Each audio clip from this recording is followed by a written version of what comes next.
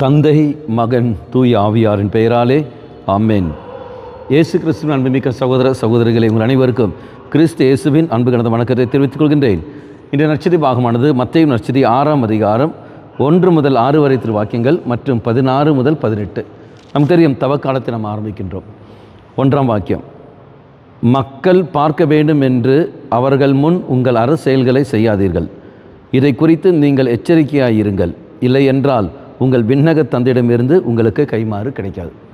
இப்போ முக்கியமாக நாம் பார்க்க வேண்டியது, மக்கள் பார்க்க வேண்டும் என்று அவர்கள் முன் உங்கள் செயல்களை செய்யாதீர்கள்.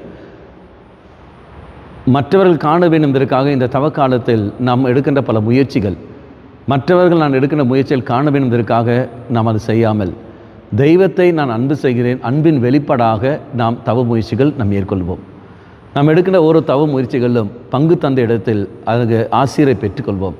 அருத்தந்தையே, இதோ நான் இந்த தவ முயற்சி எடுக்கலாம்னு நான் இருக்கின்றேன், நீங்கள் என்னை ஆசீர்வதியுங்கள், எனக்காக மன்றாடுங்கன்னு சொல்லிக்கொண்டு நீங்கள் ஆசிரியரை பெற்றுக்கொண்டு அதன் பிறகு தவ முயற்சியை மேற்கொள்ளுங்கள். அவ்வாறு மேற்கொள்ளும் போது அது நமக்கு சக்தி கிடைக்கும். கடவுளுடைய திட்டத்துக்கு ஏற்றபடி இருக்கிற சமயத்தில் அது தெய்வம் அது நமக்கு தருவார். இல்லை என்றால் உன்னுடைய சுயநலத்துக்காகவோ அல்ல மற்ற காரணத்துக்காக நீ செய்கிற என்றால் அது தெய்வம் அதை ஏற்க மாட்டார். அது பங்கு தந்தை வழியாகவே, அருத்தந்தை வழியாக தெய்வம் உங்களுக்கு அதை வெளிப்படுத்துவார்.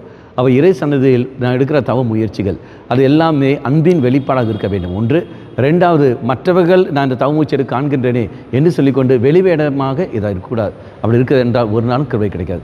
மன்றாடுவோம், இறை சன்னதியில் மன்றாடுவோம். எடுக்கிற தவ முயற்சிகள் ஆண்டவரே இதன் வழியாக பல நன்மைகள் எனக்கு தாரும் ஆண்டு சொல்லி மன்றாடுவோம். அருத்தந்தையிடத்தில் ஆசிரியரை பெற்றுக்கொள்வோம்.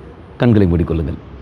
நல்லவன தெய்வமே, இதோ இந்த தவக்காலத்தில் ஆரம்பிக்கிற நாங்கள், விபூதி புதன் வழியாக ஆரம்பிக்கிற நாங்கள் எடுக்கிற அந்த தவ முயற்சிகள் அத்தனை நீ தாமே ஆசீர்வதித்தலும், அதெல்லாம் எங்கள் அன்பின் வெளிப்பாடாக அமையும்படி நீ தாமே நோக்கிலும்.